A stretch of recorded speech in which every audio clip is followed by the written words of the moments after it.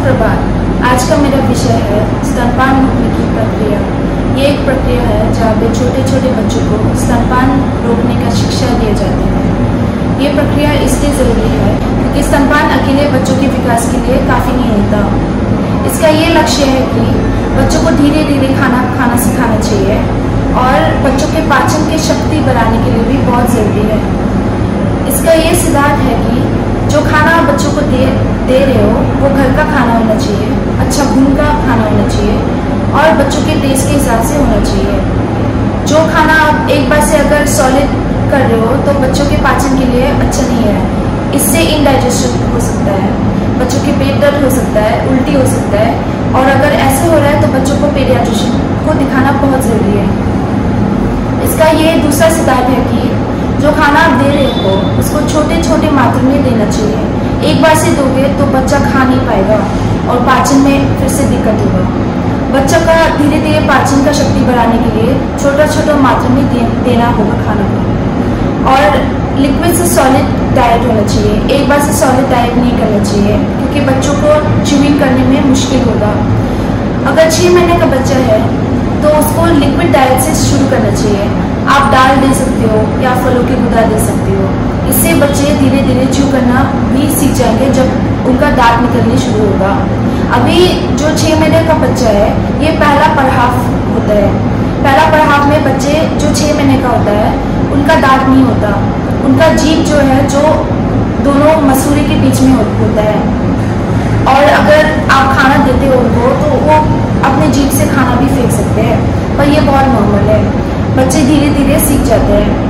बच्चों के भूख के हिसाब से भी आपको खाना देना चाहिए और नया खाना अगर आप दे रहे हो तो धीरे धीरे करके हर मील में नया नया खाना इंट्रोड्यूस करना चाहिए। एक बार से अगर आप पूरा खाना दोगे तो बच्चा नहीं खा पाएगा और पाचन में दिक्कत होगा।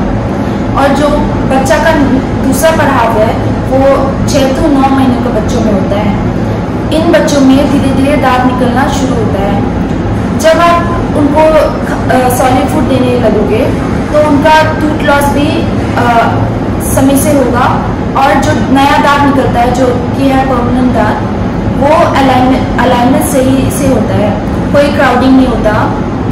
और बच्चों के च्यूइंग से क्या होता है कि बच्चों का जो ओरल मसल्स है वो भी प्रैक्टिस में आता है और बच्चों का दांत नया दांत निकलने में भी, अलाइनमेंट सही होने में भी मदद होता है।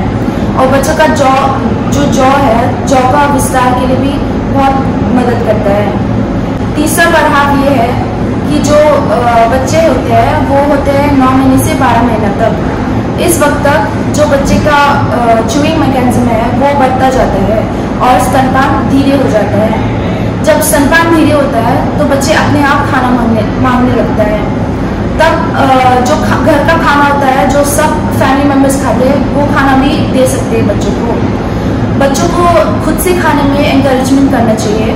अगर खुद से खाते हैं तो बच्चे और इंटरेस्ट से खाते हैं और उनका पाचन भी शक्ति और जल्दी बढ़ता है। बच्चों को आप उंगली से भी खाना सिखा सकते हो और नया नया खाना भी दे सकते हो हर बार। स्तनपान अगर रोक रहे हो आप तो इसमें बच्चों का jaw muscle activity, jaw length, बच्चों का जो ओवरऑल डेवलपमेंट है वो बढ़ाने में बहुत मदद होता है। इसलिए स्तनपान धीरे धीरे रोकना चाहिए। काफ़ी ऐसे बच्चे हैं जिसको इतना शिक्षा दिए जाने के बाद भी वो स्तनपान जारी रखते हैं। ऐसे बच्चों को काउंसलिंग का ज़रूरत है और अच्छे से उनके माँ बाप को अटेंशन देके सिखाना चाहिए। कोई औरतें जो काम करते हैं बाहर, जैसे वर्किंग लेडीज़, उनका ये होता है कि रात को स्तनपान देना प्रेफर करते हैं।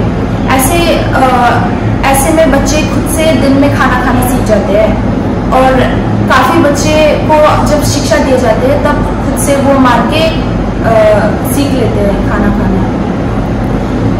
अगर आप लिक्विड डाइट ही देते रहोगे बच्चे को तो उनका दांत का ग्रोथ भी कम होगा, उनका ओवरऑल ग्रोथ कम हो जाएगा।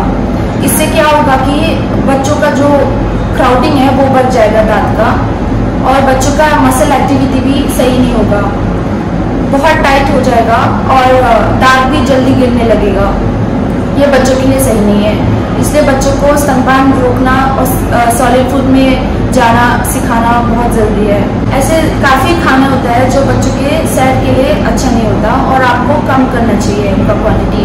जैसे नमक अगर ज़्यादा दोगे तो ये हानिकारक होता है। चीनी बच्चों के दांत सड़ने का संभावना बहुत बढ़ाता है। शहद, मछली, अंडा ये सब नहीं देना चाहिए बच्चों को। बच्चों को फल का गुदा ये सब दे सकते हो। धीरे धीरे सीरियल से लेके लिक्विड से सॉलिड फूड करना होगा। और अगर आप बच्चों को फीड कर रहे हो ब्रेस्ट फीडिंग जैसे स्तनपान, तो धीरे धीरे करके बॉटल फीडिंग करना चाहिए। बॉटल फीडिंग से आपको कब से सिखाना चाहिए बच्चों को। ऐसे बच्चे खुद पे इंडिपेंडेंट हो जाएंगे। जब बच्चों को आप स्तनपान कर रहे हो या तो बॉटल फीडिंग कर रहे हो, शुगर कम होना चाहिए, नहीं तो दांत सड़ने का चांसेस बढ़ जाता है। और जब भी रात को देते हो दूध तो बच्चों का मुंह साफ करना बहुत ज़रूरी है। एक टॉवल को गीला करके आप पोंछ सकते हो उनका मुंह। इससे बहुत मदद होता है दांत को हेल्दी रखने में। इससे मैं अपना विषय को विराम करती हूँ। धन्यवाद।